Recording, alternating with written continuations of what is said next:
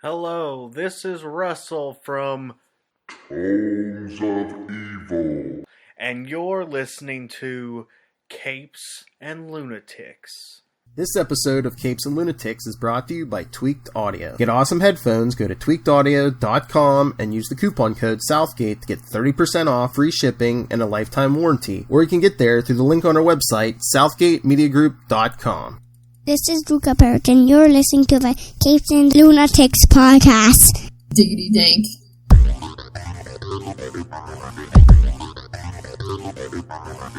Hello and welcome to another week of the Nightwing news. I am Phil. Joining me, as always, it is... Hello, I'm Kristen. And we're taking another trip into the distant past to cover Batman number 10, Batman 22, and Star Spangled Comics number 91.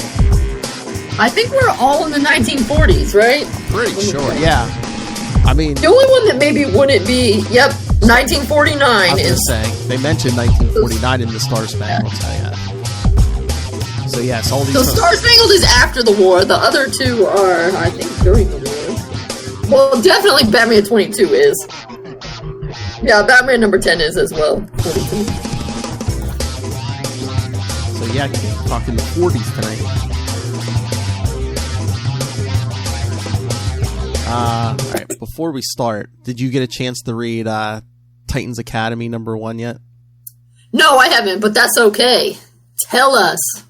It's a lot of setup, but it's nice to see like Dick and Donna and Corey and Gar and Vic all together again. But yeah, they basically start this school, for teenage heroes. Most of them, I don't think we really know. I mean, there's are a few. I mean, the last team, some of them are there. We see Shazam there and stuff. But there's a cute scene you might like where they're like celebrating Dick's birthday. Yeah, well, I was wondering. So, yeah, I haven't gotten it yet, but it's at the shop. But yeah, because in the future, wait, is that what we just had? Future State? Yeah. Yeah. In Future State, they kind of, sometimes when they were like then and now, they were flashing back to the birthday. Oh, yeah. So I wasn't totally surprised when you sent me that thing that was the birthday. So are any of the Robins at the Titans Academy, or is it just Dick? I think it's just Dick. And the big mystery is one of the kids, they don't show who, of course, is got the Red X mask. There's going to be a new Red X and all, Because I guess they fought, like, Dick and the others find the mask. They're like, oh, did you tell them about you? About when you were Red X and stuff? And it's like, so I don't know if we're going to... Oh, okay, so it is supposed to be that Dick was Red X. Yeah. Well, that comes from the Teen Titans cartoon, right? Yeah. And I don't know who else they're going to... Unless it's more Robins, but I think they said something like there was one or two other Red X's after Dick, so I don't know who... I can see Jason. Okay, because... I can see Jason doing it. Right, yeah. But I could also see Jason being like, why am I having yet another identity that Dick already had? Exactly.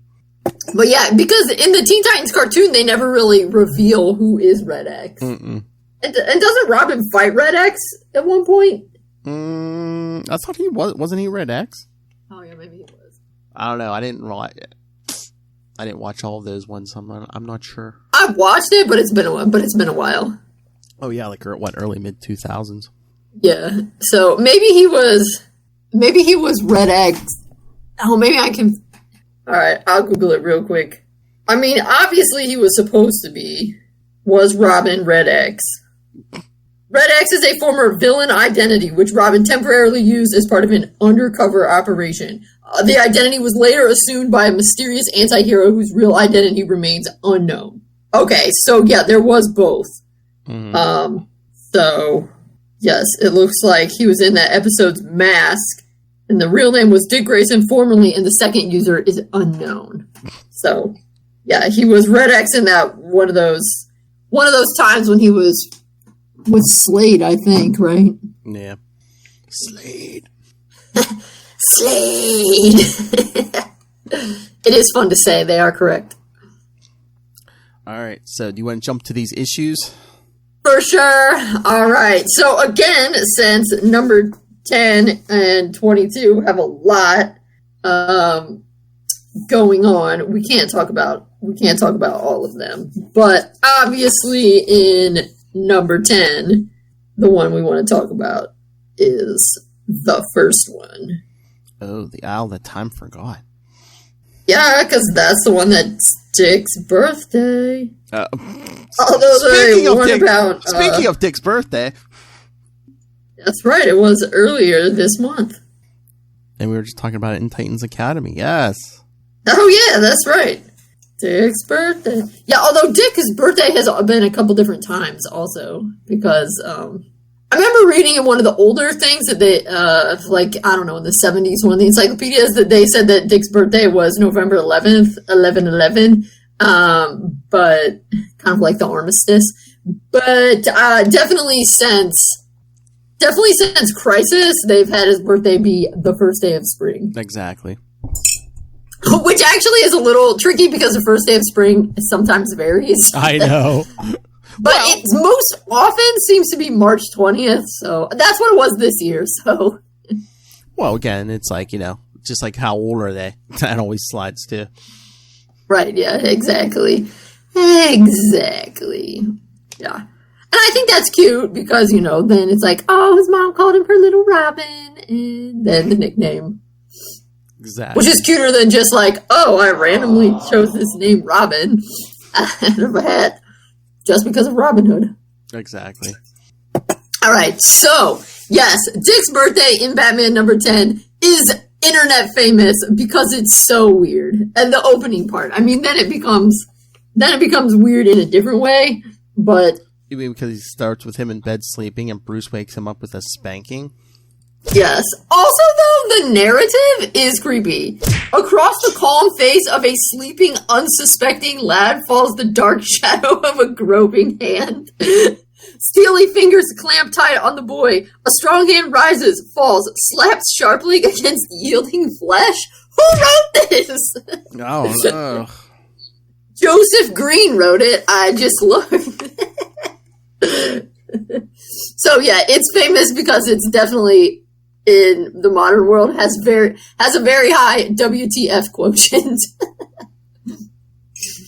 So yes. Yes, because then Dick's like, ow, hey, cut it out, ow, what's the idea? Ouch, ow. So how old is he supposed to be here? Because we see, he says Bruce is counting to 8, and then he says 1 for good measure, so. And 1 to grow, yeah, happy birthday. But then you go down and look at his cake, which Bruce whisks a cloth off of the birthday cake, and the candles already seem to be lit, which is super dangerous, and don't try that at home. Yeah, I know how that And it looks to me like, and I think there's 14 candles on the birthday cake. So again, it's that timey-wimey, wibbly-wobbly, he's an age. He definitely looks too small to be 14. Yeah. But he feels like he should be, I mean, he's already been Robin a couple years. He seems like he should be older than 8. Yes. So maybe Bruce doesn't know how old he is either. And I just double checked. This is before Alfred's first appearance, so it's just the 2 of them at this point. Yeah, when does Alfred appear? It said, I just looked it up, Batman 16. Oh, yeah, he does come in 1943. Yeah, so Bruce made it. Well, maybe that's why the cake has the candles already lit. Bruce made it himself. And he's not the whiz in the kitchen that Alfred is, so. Yeah, then he's just like, then he just takes a piece of cake and is eating it with his hands without a plate. You know Alfred would never allow for that. Again, yeah, no Alfred, yeah, no. But then they go out to the barn. He says, gosh, I wish that plane was real. It's all yours. Jumping grasshoppers, my own bat plane, my very own plane. See, and in that picture, he looks so little when he sees his plane. So, that's crazy. And again, remember, Bruce wouldn't let Tim have his own car until we got his license. But, hey, this kid's somewhere between 8 and 14. Yeah, Dad, here's your own plane, see? I think it was a little bit loosey-goosier in the period, though. Oh. My grandpa told me that when he came back from the Korean War, the state of Ohio gave him a driver's license. He didn't take a test. They were just like, oh, you were in the military. Here you go. Probably figured the military trained him. But my grandma took a driver's test and she got hers earlier. So I don't know. I think it was a little. They were looser with the rules back in the day. Oh yeah, that's what I always say. Yeah, those are the days. It's like, yeah, smoke some cigarettes. See, they make you strong. See. Well, and Dick has all these odd jobs as a kid that is like child labor. Is it one of these ones, or I was reading ahead a little bit? I know one of these issues. It's like he's a paper boy or something, or. Oh yeah, he's frequently a paper boy or a shoe shine boy, and in today's he's a telegraph boy. Or a telegram boy, excuse me. So, yes, this one is famous because of the opening. It's a major WTF. It's wait till it's next really wait till next week. I said wait till next week. Yeah, well, yes. This one is dope because people are like, what the heck? And also, I mean, even though it's totally not that kind of spanking, it definitely does not help when people want to be like, Bruce had a weird relationship with Dick. I mean, this is like, I mean, you take this out of context. Honestly, even in context, it's kind of weird. Well, that's why eventually we got Alfred and like Aunt Harriet, later on. Yeah. But it's also just, I mean, I've heard of it, just how, it's not a thing. And people were like, whatever, this won't be weird in the 40s. I know. You little scamp. Also, it cracks me up how to show that he's actually hitting him. Dick has like a little pow over his butt. That's how you know, because I don't think we're reading it, but there's another issue, a Catwoman issue, where Dick goes and follows Catwoman, and then he doesn't want to tell Bruce where he is, and Bruce is like, you tell me or I'm going to spank you, and he's like, don't hit me, I'll talk, and you can tell Bruce hasn't hit him yet, because there's no fireworks off his butt. Isn't there one where like Alfred spanks Catwoman? Yeah, we read that today, Phil. That's right. That's coming out. I told you, I've been reading ahead, so I can't remember. They're all like blurred together. Yeah, that was for today. I'd forgotten that one was in there, and I was like, oh yeah, this one. I think that was in Batman 22 as well. Anyway, all right. So the other reason I love the Isle That Time Forgot is the hilarious slang. Okay, we already have the very what the heck birthday spanking, which is just hilarious. Honestly, let's be real. I know. And then later they go up in Dick's plane, and he's like, "Boy, oh boy, my own bat plane, golly!" And he's just so excited. And then they hear a storm, and then down in the bottom corner, Robin is looking at some little binoculars. Batman, pitch me. I think I see a dinosaur. A dinosaur. And then Batman, don't get gay. You know as well as I do, dinosaurs lived millions of years ago. Give me those glasses. Oh boy. This one's a gift. This one is a gift that keeps on giving. I know.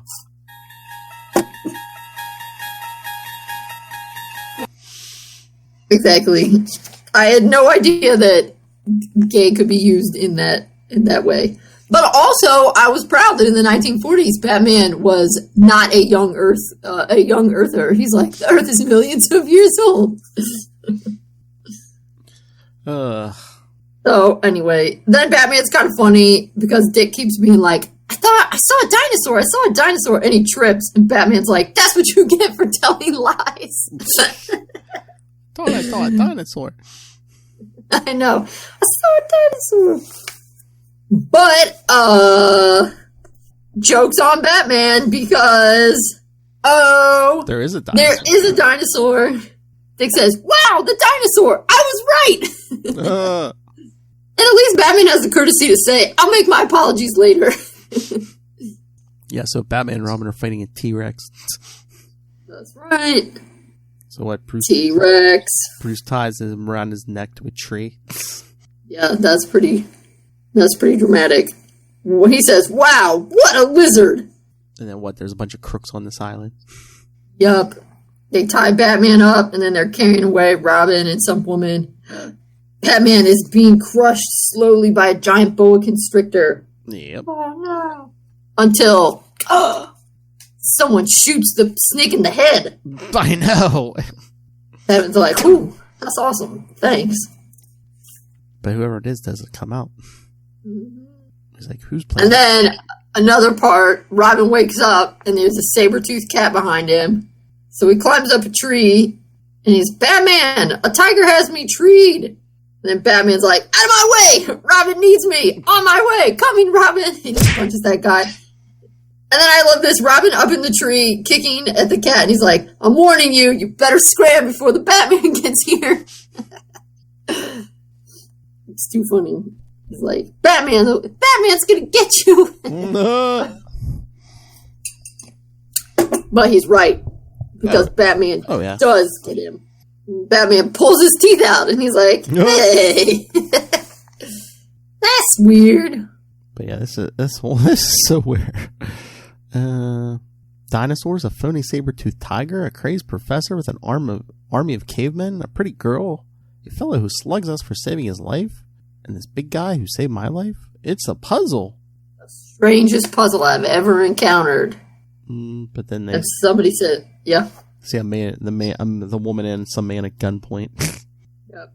They fly in. The guy says, be sure you shoot the Batman. And Robin, you're not going to kill the Batman this day or any other day. Yep. Tackles him. And he says, a movie camera with a telescopic lens. And the guy says, you crazy kid. You're ruining one of the greatest pictures ever filmed. And it's revealed, why is all this goofy stuff going on at the island? Because they're making a movie. It's a movie. And as soon as Batman landed, they were like, this is going to make our movie even better. Yeah, let's get the Batman on camera, Steve. Exactly. And they were like, but you'd never do it if you knew, so we had to trick you. Boy, modern Batman would just destroy this footage. He'd just be like... But modern Batman says, I think I'll go see that film. I bet it'll be a real thriller. A movie all the time. Wow, is my face red. And then they show, it turns out the dinosaur, which is subsequently turned purple, is a fake dinosaur. Oh. I mean, obviously it's a fake dinosaur. Obviously. Oh, Lord. But what about this? Yeah, they say it's like, there's controls in this realistic dinosaur. But weren't you risking our lives with that phony saber-toothed tiger? I'm a crack marksman. If anything had gone wrong, I'd have killed that tiger along with like I did with that boa. It's like, don't worry. We'll just, things get out of hand. We'll just kill the tiger. That's all. We'll just shoot it. Don't worry about it. Shoot it in the head like we did that snake. Yep. All right. Then, I don't know, there's a Catwoman one where yet again, Batman lets Catwoman escape. Dick says, Bruce, I have a feeling you let the Catwoman escape. The Batman says, why, Dick? How can you say a thing like that? Oh, She's clever and beautiful, yes. And it's a shame we both work on opposite sides of the law, but I know we'll meet again soon. And then it will be my round. When she actually dressed like a real cat. Looked like a where she got a cat face, which is honestly kind of creepy. I know. And then there's some groovy Wild West one. So, obviously, the aisle that time forgot is, hands down, the best one. Although we do get to see Robin at an Old West barbershop getting his hair cut. Which is pretty funny. And Batman as a sheriff. Yeah, oh yeah. But this will, even like in the 50s, they would start getting into more like sci-fi and stuff and like weird stuff with like fighting aliens and stuff. Yeah, but this one's still very much like Western. Oh, yeah. Still the old kind of stuff. I think they did that because, Westerns were like popular back in the day. Yeah, they were. Well, and honestly, Westerns were still popular for a pretty long time, I think. Oh, yeah, movies, comics, yeah. Yeah, and that's why so many, 22, 5, 10. And that's why a lot of, like Cedar Point and other amusement parks oftentimes have frontier lands, and why like Disney World and Disneyland have those frontier towns. Because it was still really popular to have the frontier. Oh, yeah. Yes, so... Are you ready for Batman 22? Yes, so... Because there's some doozies in this one. Yeah, because it's on DC Universe Infinite here. It's saying it was released, I guess, April 5th, 1944. So almost 74 years to the day. Almost 77. Yeah. Almost 77 years to the day. Yes, there's two pretty amazing ones in this one. I'm, of course, partial to Dick Grayson, Telegraph Boy. But the duped domestics is the one you were referencing earlier, which is pretty funny. Because Alfred is slipping, and Bruce can't find his slippers or his clean shirts, and Alfred's spilling his breakfast. Yep. Bruce is like, what's up with this, Alfred? And I love how they say, with his butler, Alfred, usually a jewel of efficiency. I love Bruce eating breakfast in a suit. Yep. And then Dick's like, he's, maybe he's worried about these robberies. You know how keen a detective is. And Bruce, well, I wish he'd stick to his butling. Leave the detective work to us. So they go and meet Commissioner, and he's explaining, there's been a bunch of robberies. Is that supposed to be Gordon? He's got, like, brown hair. He looks a little chubbier. Yeah, that guy must not have gotten the memo of how to draw Commissioner Gordon. He says Commissioner Gordon, yeah. Yeah, they said they were meeting Commissioner Gordon. And then they see, oh my gosh, dude's beating up on a butler. Batman, never battle a butler when I'm around. Yes. I was going to say, he gets a line, never batter a butler. Never. They're after a picture of a girl? Yeah. Stealing a photo of his lady friend. From at the servants' ball. Oh, yes. Craven bought the old Peister mansion and threw a ball for the neighborhood servants to outrage his swanky neighbors. Sounds like a good guy. Then Dick suggests, I think it might be safer to eat in a restaurant. These burglaries are enough trouble without indigestion on top of it. So are they going to go in to eat as Batman and Robin? That would be funny. And Bruce, I'm afraid I'll have to lay down the law to Alfred.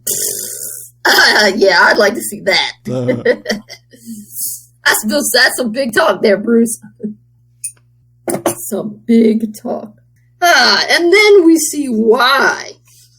Although, note, the earlier butler says, they stole the photo of my girl, and he mentions, if only I could be like Batman, I could sweep Belinda off her feet. Yeah. And then we see Alfred, Belinda, your fair presence adds beauty to the springtime.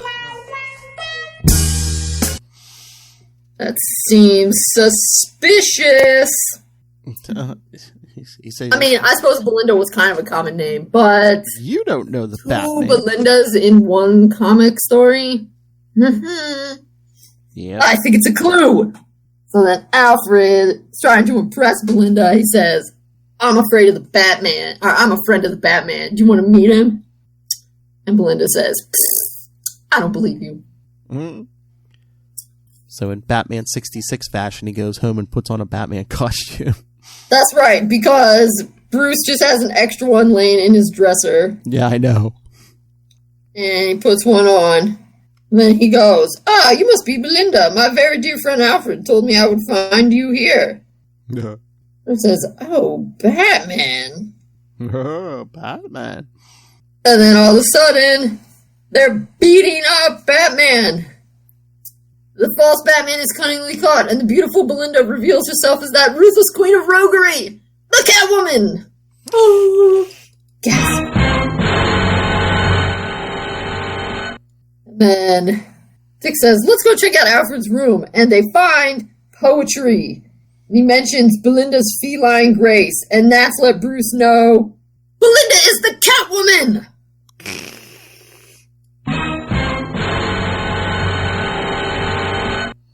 Exactly. So now they're going to go visit Mr. Craven. And they go visit Mr. Craven and they get caught already. I love Catwoman. How clever you are. How nice for you to drop in. We were going to rob your place anyway. But now that you're here, it'll be easier. We no longer need trouble about Alfred's unwillingness to reveal when you were out. Wait, just think, man. He's going to start dating this girl a couple decades from now. He's like, you can't do this to me. And then they get tossed down, boom, into, They got locked up. I don't know, They got locked some up cellar. with Alfred. And they're like, hey, Batman. And then naturally, there's some meat hooks. Oh, they're in some kind of freezer. Yeah, a refrigerator. So that must be like a ham or something hanging up on that. Oh yeah, because I think it was a duck or something. And then I feel like shouldn't they have put Bruce on the bottom You would when they make this stack? you would think, although Bruce has to like lift Dick up with his legs. I don't know. I guess, but anyway, so I can't help laughing. He fancies himself a detective, and all this time he's been courting Catwoman. Ah. I know, Bruce, rude. So anyway, they stick Dick up onto a meat hook so he can cut his bonds, and then he falls down and cuts everybody loose. They hurtle against the refrigerator. And they get outside and turn into Batman and Robin. That's right. And they're moving in their antiques. Look at that giant vase. It's huge. I know. Could fit a person, or maybe two people in there. That's exactly what they do. Yeah. Yep. Oh, and then this guy, he has a hilarious joke. When they hit him with a picture frame, he says, "Oof, I've been framed." Yes. And then Catwoman runs away, and you think she's gonna make it, and then, oh, she stumbles across Batman. He's like, Batman, how'd you get here so fast? How did the Batman manage it? Or perhaps, yes it is! It's Alfred! And Alfred says, well, what an excellent opportunity to pay off a little debt for my good friend Alfred. A little spanking will do the trick, and believe me, it will hurt you more than it will me. And then Dick and Bruce quick change their clothes, and Alfred Batman shows up with Catwoman. Says, please notify the police of this important capture. Mm-hmm. And Dick says, you can sit down while you're waiting, Catwoman. And Alfred's like, I don't believe Catwoman would care to sit down just yet. Oh, jeez. I know, right? And Bruce is like, I still think, Alfred, you were rather drastic with her. And he's like, perhaps so, sir, but think of my wounded affections and the effect my romance had on your digestions. That one's so messed up. Again, like, that's some 1940 stuff right there. I can't, like, why would you ever think that was acceptable? So for these of you keeping track, we're at 2 spankings for this episode so far. The 40s were a weird time. And that's not even the other one. There's that one issue where Batman says to that random lady, quiet or Papa Spank. I was like, what the heck? And just wait until next week. I know, but it's so weird. I mean, at least they don't show it. Yes. They're really gonna handle it. But it's like, what? Why would you ever think that one adult should do that to another adult? But whatever. Because it was just a girl, see? Yeah, I know. It's like, Because it's 1944. Women are just a step above children, see? Yes, huh? Yeah, apparently. Yeah. Crazy. Oh, Lord. So we're going to do the next one, Dick Grayson, Telegraph Boy. Telegraph Boy, yes, because this one ties in with our birthday theme. So, we have Dick Grayson. Batman saying, Alfred, where's Dick been running to this afternoon? It's the first time he's ever kept secrets from me. Yes. And Alfred says, I shouldn't worry, Master Wayne. Whatever is perfect, sir, sir, I imagine it is an honest one. Mm. And then we see Dick leaving a building, clad in a uniform. And then the description, holy cow, the kid's a telegraph boy. Okay, I meant to ask some of my friends who do American history if this is really true. It feels fake. They say, my boy, the Telegraph guy, says, once upon a time, drugstores sold only drugs. Now they sell everything. It's the same with you. Understand? And then it's like, oh, sometimes they summon the Telegraph boys to be caddies at the golf course. And then so he delivers a telegraph to some woman and then she makes him mow her lawn. I know, jeez. What the heck? Surely that is not allowed. I can't believe the guy would be like, oh yeah, when the kid delivers the telegraph, you can just keep him around your house for a couple hours to do odd jobs. And here's a shiny quarter for you. Yeah, really. Although I was thinking, if that really was true, then it would be smart for a serviceman who was in the war to send his wife a telegraph once a week during the summer, and then when the telegraph deliverer showed up, be like, "Hey kid, mow my lawn while you're here too." But that feels like an abuse of the system. Oh yeah. Just saying. But it also does crack me up. Then he has to take a message up to a telescopic observatory on top of a Yes. mountain. And then he's delivering it, and the assistant to the Professor Hendricks takes the telegraph, and Dick's looking at him, and the guy notices, but Dick's like, "I've seen that guy before." So he goes home to look in their files, because this is the 40s, and they have actual physical pictures in file cabinets to look at. And boom! Yeah, because Bruce punches. Well, Bruce is like, "Oh no, someone's discovered the Batman's identity." I'm thinking, wouldn't you be like, "Oh, that's either Dick or Alfred"? He's just like, "Oh, someone's discovered my identity." So yeah, he tackles. I think he would say that, but it's not very dramatic. So then Bruce is like, "What's behind all this?" He says, "Oh, I just got myself a job as a telegraph boy." Bruce, a job?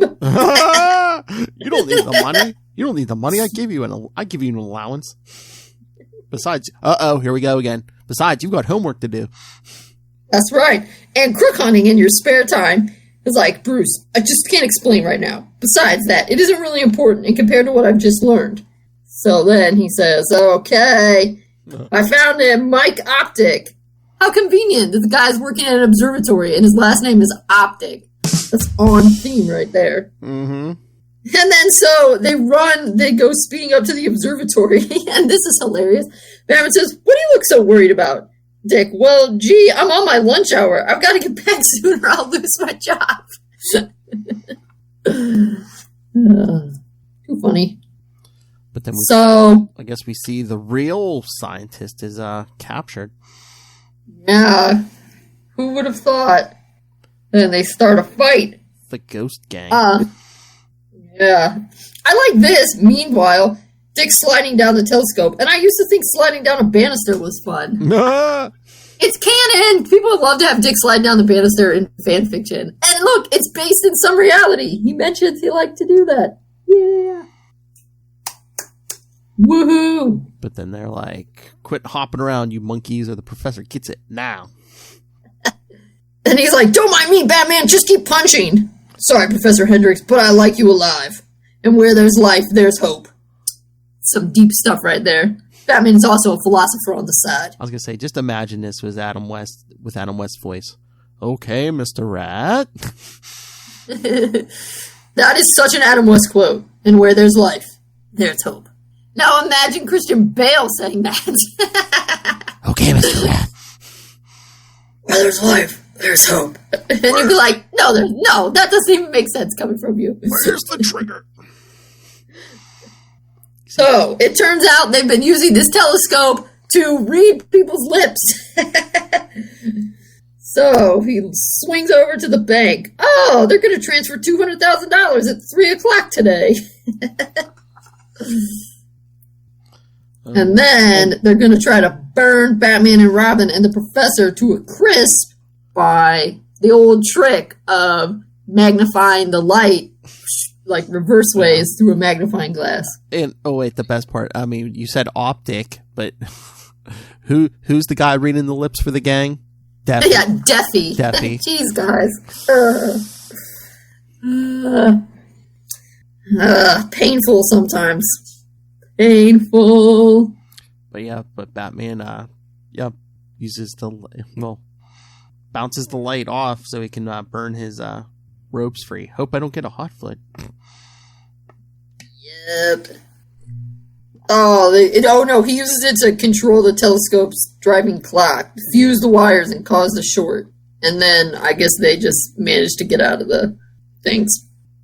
So now they're heading down. Wait a second. So they're like, "Wait a minute, which bank?" "Oh, we don't know which bank." That's right. There are hundreds of banks in Gotham City.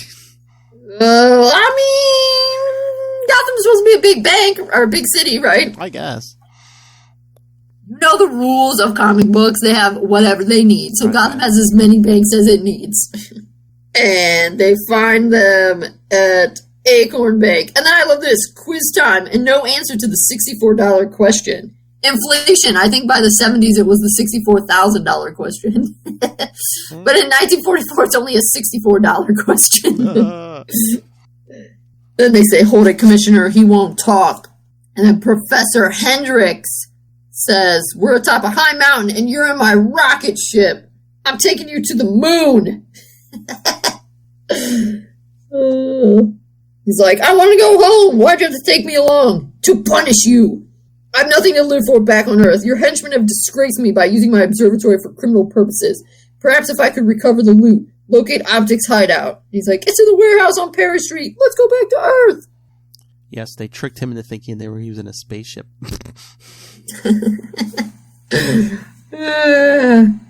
It's a good thing crooks aren't that smart. So, yes, they were... oh, Lord. Yes, they were interrogating the bald guy, Egghead. At the planetarium. Yes, and then, Batman knocks the thug against the planetarium. And the machine starts running. Oh, no.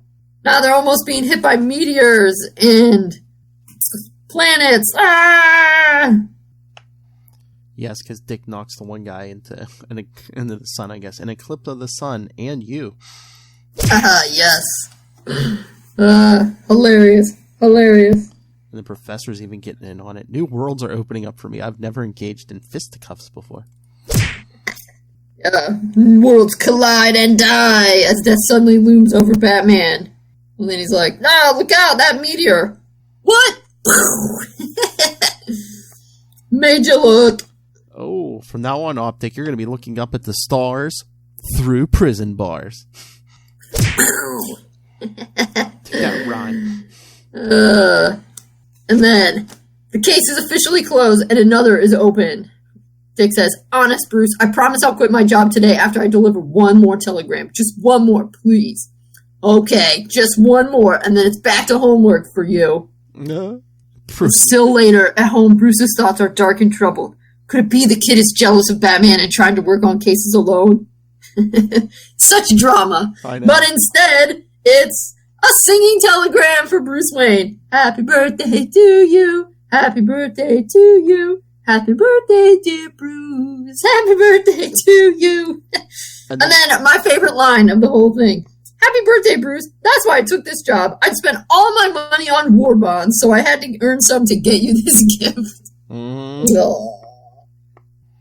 And then Bruce, and I thought you'd take, I'm speechless, you crazy, lovable kid. So I don't know what Dick got him, though. Yeah, they don't show. We know. Yeah, but Alfred gives him. Alfred a telescope. I know. Did I do something wrong? But we don't know what Dick got him. But not a telescope. The box is too small. Yeah, it's like square. But it turns out it was good because that's how they broke the case wide open. That's right. Too funny. And then we have an Alfred adventure, which they did for a while. Yep. And then the Cavalier. Oh my god, the Cavalier. I know, he's so ridiculous. I mean, I remember in Nightfall, I think Batman takes him down in like one page. They got a lot more drama out of the Cavalier back in the 40s. Oh, yeah. Whole episodes. Alright. Are you ready for the last one? Yeah, let's get to Star Spangled Comics number 951. The final birthday issue. This one is even called A Birthday for Batman. So you know it's a birthday issue. And it says, yes, Batman is up against the cleverest fox he's ever tracked when Robin celebrates a birthday for Batman. Such drama. So, it's Bruce's birthday. And this, totally truthful, gosh, Alfred, Bruce has everything. What gift can I possibly buy him that he doesn't already own? Which is totally fair. Alfred says, that's why I've decided to use my talents and make a fancy birthday cake. And then he whips out that extremely elaborate and very large sketch of a cake. Dick says, that's an idea. And then Bruce comes in wearing his stylish trench coat and his hat. And Alfred tells him he mailed out the invitations to Commissioner Gordon and Vicky Vale. Yeah, although it seems like this is the very day of the party, so I hope he mailed those invitations, like a while ago. I know, I hope. Exactly. But let's take a minute to appreciate Bruce's study. Quality, snazzy swords on the wall. And then on his desk, an old-timey rotary phone, which is not old-timey in 1949, of course. And oh, look, the picture of Dick. Exactly.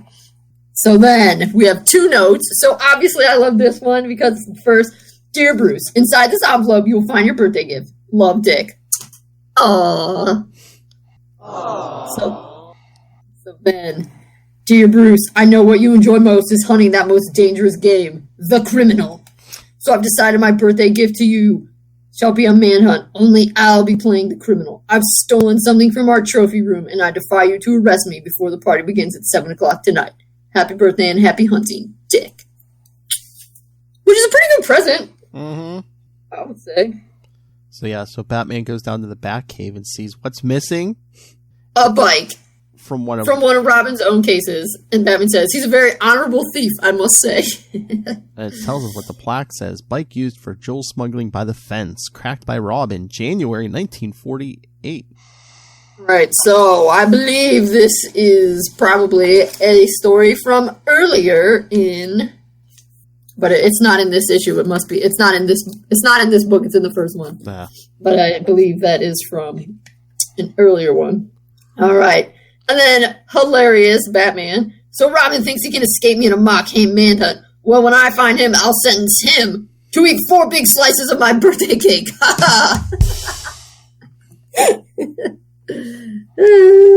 It's too funny. It's too funny. And then Batman goes to a pawn shop, and it's like...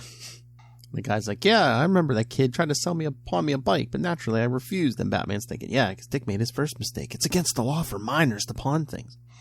How about that? Funny thing, kid kept watching my clock, said he had to be someplace before 2:45. That's usually the time for matinee stage performances. And then, say, Batman, is this kid a criminal? Is he wanted for something? He certainly is wanted for a birthday party. This one's amazing. So then, Batman goes to the theater and there's... Who's that in the alleyway? If it isn't the deadly Dick, the dangerous desperado. That's some quality alliteration right there, Batman. It looks like you got me, but better not try to follow me with your wide shoulders. You'll get stuck. Yeah, what is that, a coal chute? Yeah, coal chute. It says coal. And then this is funny. Batman goes inside. Oh, look, there's a charity carnival performance. He says, oh, this is an acrobatic act with a boy. Dick used to be an acrobat. And then he says, whoa, Dick, that's a corny disguise you're wearing. And the kid says, ow. So the guy says, what's the idea of yanking my son's hair?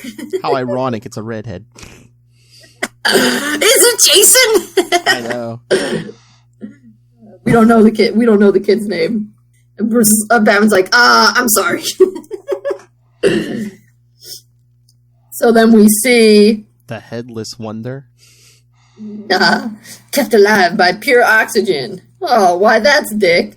Also, I love how Bruce is like, there's coal dust on the arm. Could the Headless Wonder be the Boy Wonder? You think he's wearing the exact same outfit he was wearing 5 minutes ago. Exactly. Of course it's him. But then Batman, as he's about to get the Dick, he falls down a trap door. And falls into another part of the carnival where he's being balanced by the seals. Although I think those are actually sea lions. So he's like the beach ball. Yes, and he says, folks, I'm proud to do my bit for this charity show. It gets my seal of approval. So quality. Batman's a good sport. That he is. But yeah, the guy in charge is like, that boy, he asked me for the Headless Wonder job. He said he'd do it free for charity. Dick made plans beforehand. Soon after, Batman gets a good-natured joshing on his belt radio. But Batman put a sonic signaling device on his bike toolkit. I know, that's funny, just watching Robin, like, ride away on that bike. I know. He's like, uh-oh, Batman's trying to get me. Batman's like, does Robin think he can outrun the Batmobile on a bike? That's impossible. But never fear, Gotham City comes through again. Oh, Robin's clever. He knows the Batmobile's exact dimensions, so he's fled through the city's one freak street, a street too narrow for the Batmobile to enter. And Dick finds a device on the bike. Maybe I can lose him on the rooftop. Bounce past that. Good ice cream. But Batman knocks into a low aerial wire. Robin's like, whoo, you can't catch me. But yeah, Dick gets back down to the bike and Batman's thinking, Robin doesn't suspect I hit that wire on purpose. I'm having so much fun with my birthday gift. Yeah. Can you imagine Batman? Modern Batman instead of looking for crime? Yeah, let's have some fun in the street. Yeah, but that's kind of what he does with the gauntlet. I know.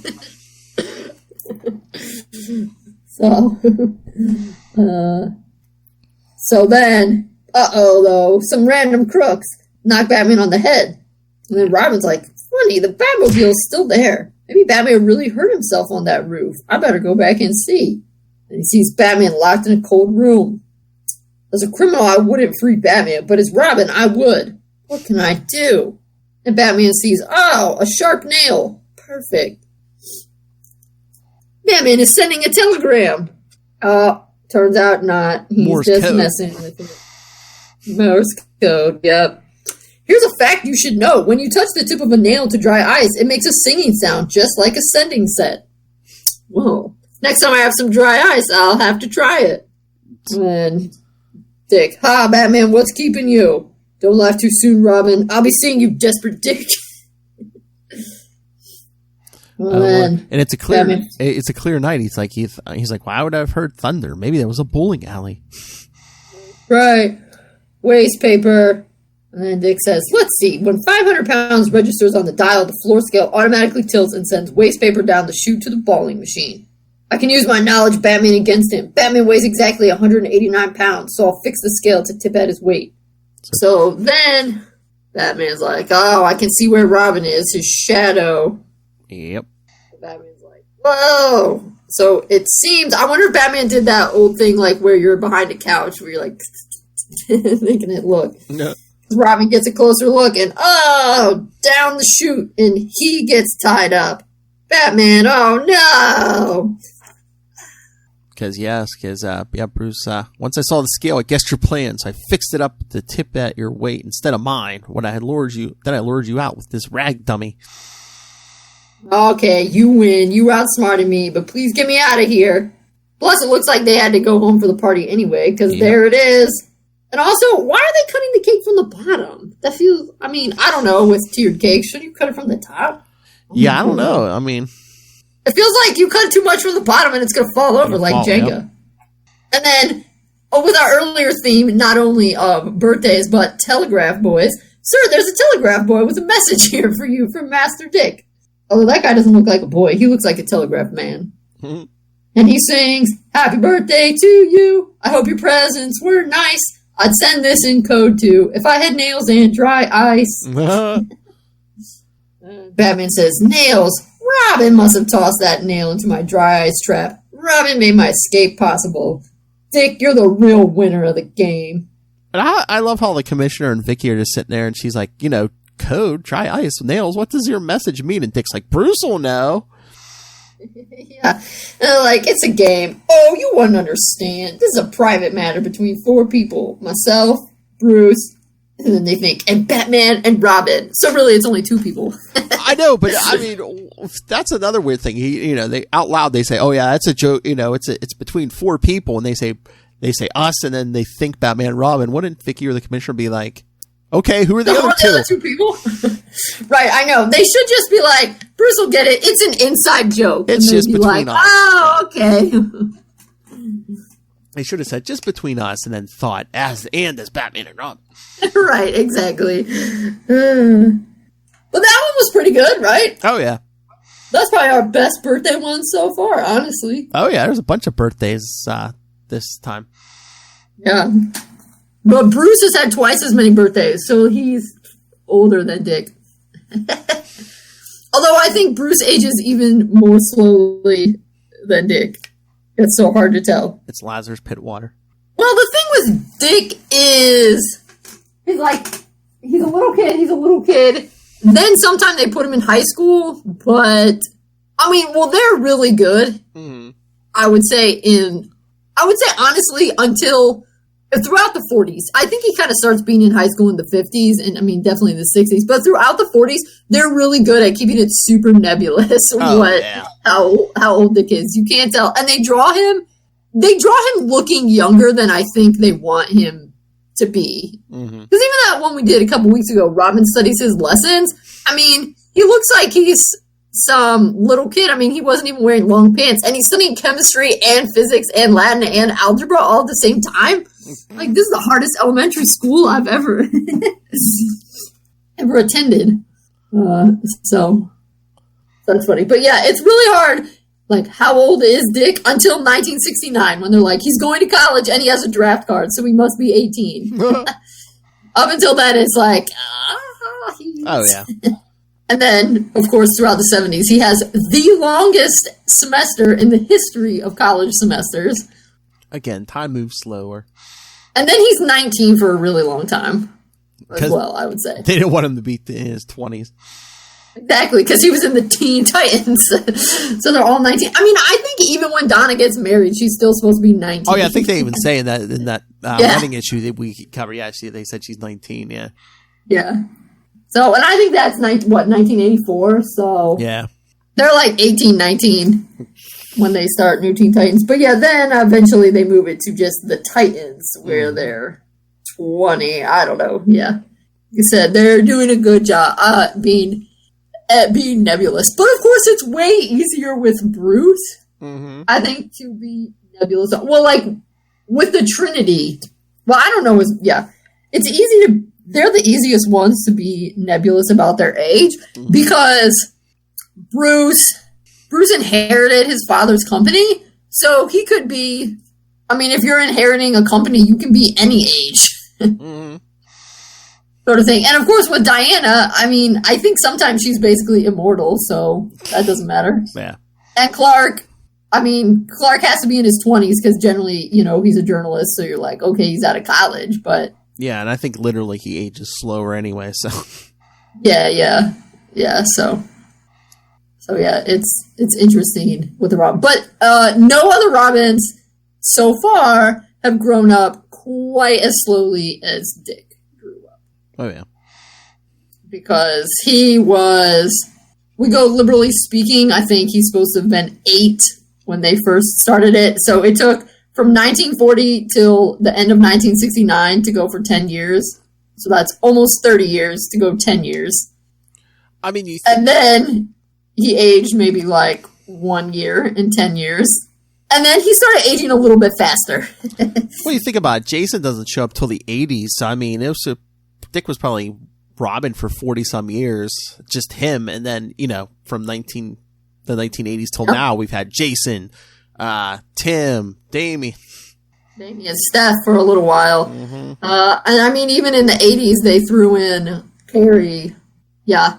Jason's aging is so weird, because he died young, and then he comes back grown up. How does that work? I know. Well, I mean, later on they'd say he was out there for a little while before he showed up again. But again, they want him. It's weird too. They want him to be younger than Dick, but they want him to be older than Tim. So it's like, right, which I get, and I mean he is. But yeah, I mean, well, I guess maybe that's why they went with that whole like Superboy Prime punched it, and so he didn't really die. That was to explain, because you would think it makes more sense that he would die and Talia would dig him up and put him in the Lazarus pit. But you would think that if that happened, he should go. I mean, he should come back at the age that he died. And that's not what they had happen. Yeah. Because that's not what happens to Ra's al Ghul. I mean, Ra's al Ghul keeps coming back young. I mean, if Ra's al Ghul died and comes back the day age he's supposed to be, it would be dead. Well, yeah. Because the dude's like 700 years old. Well, from like New 52 on, I think they said, yeah, after he came out of the pit, he like traveled the world for a while. He even trained with some weird ninjas and stuff. Yeah. Yeah. Yeah, so they're trying to explain it, but still. Oh, yeah. All right. So, should we tell these kids their homework for the next couple weeks? Yes. What's up next? All right. Oh, wait, so which birthday story was your favorite, Phil? Let's see. I don't know. I mean, I like the game in Star Spangled Comics, but again, it's just that spanking in the first one sticks out in my mind. It's just...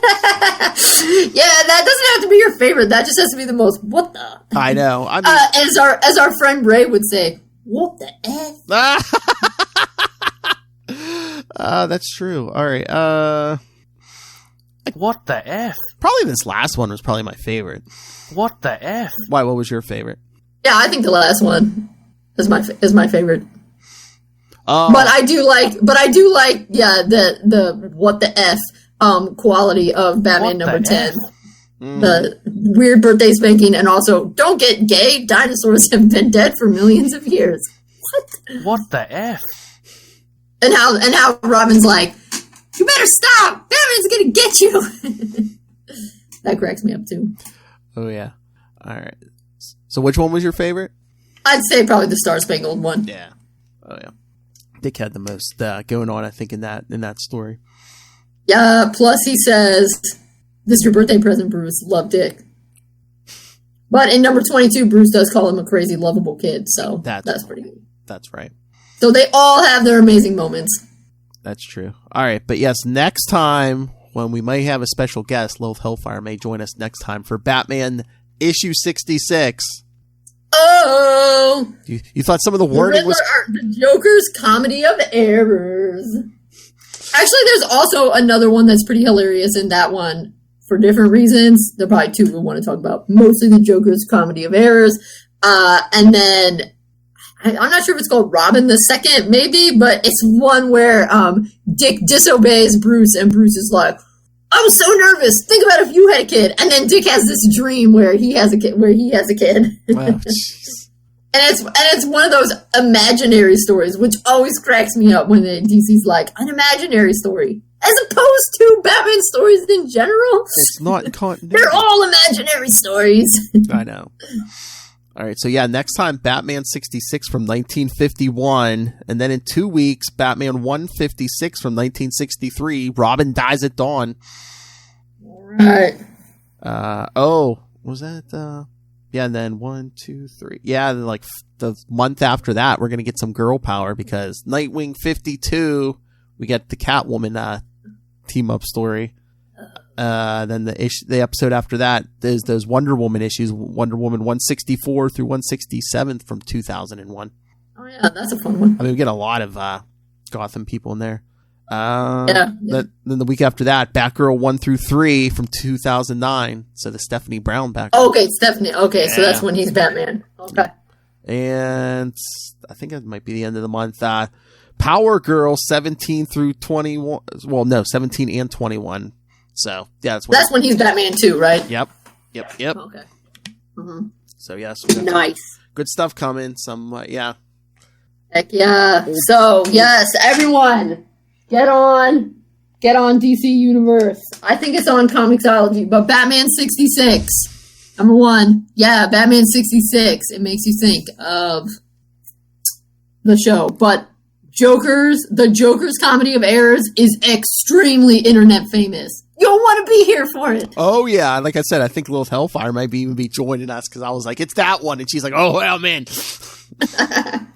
Of course, right up her alley. That's right, my expert. Yeah. So send your thoughts on all those. Email us capesandlunatics@gmail.com or call the voicemail 614-382-2737. That's 614-38-CAPES.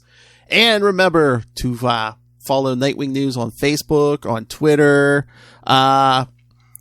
Please join the Bloodhaven Bulletin, our Facebook group. You can find links to all of our various social medias for all of our shows, links to this YouTube channel, links to the Patreon, links to merch, all in one place. That's Linktree, linktr.ee/capes and lunatics. Russell just popped in. Just stopped by to say hello. Hope Phil enjoyed Ray's theme. Which one? You gave me both, but yes. I'll premiere the Batman one here.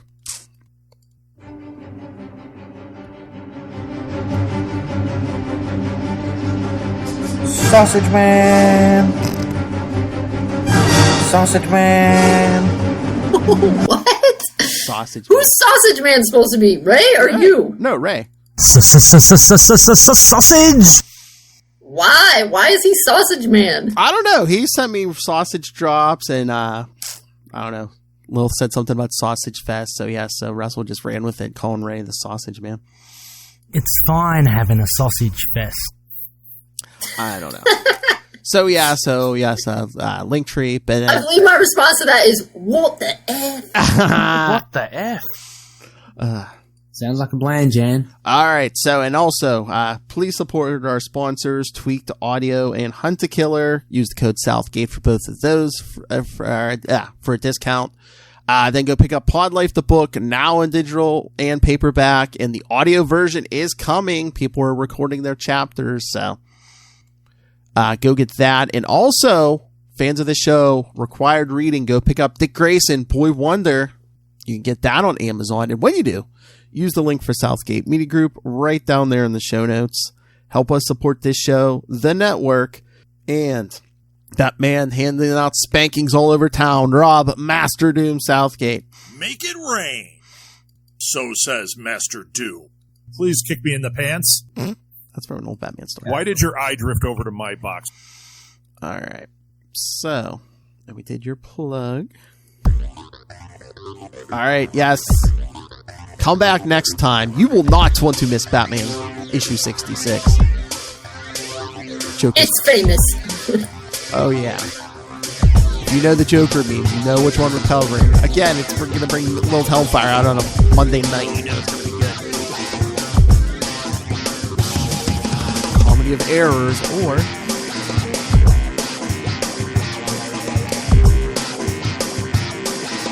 It's a beautiful time capsule into American slang in the early 1950s. oh yeah, just like this one was. Yes, for the early... the 40s, yes.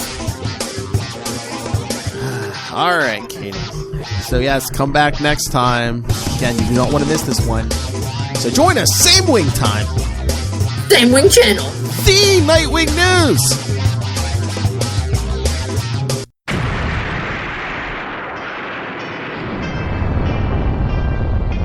I am Connor from the House of L. And I am Ray from the House of Zod. We are two of the many, many survivors of Krypton's destruction, and we have made our home in Australia, and dare I say, have become Australians, for better or worse. But we have also decided to read Superman comics, read Superman books, watch Superman shows, cartoons, movies, basically everything Superman, and from an Australian perspective as well. Whether you're a seasoned fan, like me, Or whether you are coming in fresh, wide-eyed and wanting to learn more like me, then this podcast is for you. Join us for our bi-weekly adventures available on all good podcast catchers. So just search for Last Sons of Krypton, a Superman podcast. We'll be coming to you from Australia or some cosmic dimension, wherever we are that week. Up, Up, up, and away.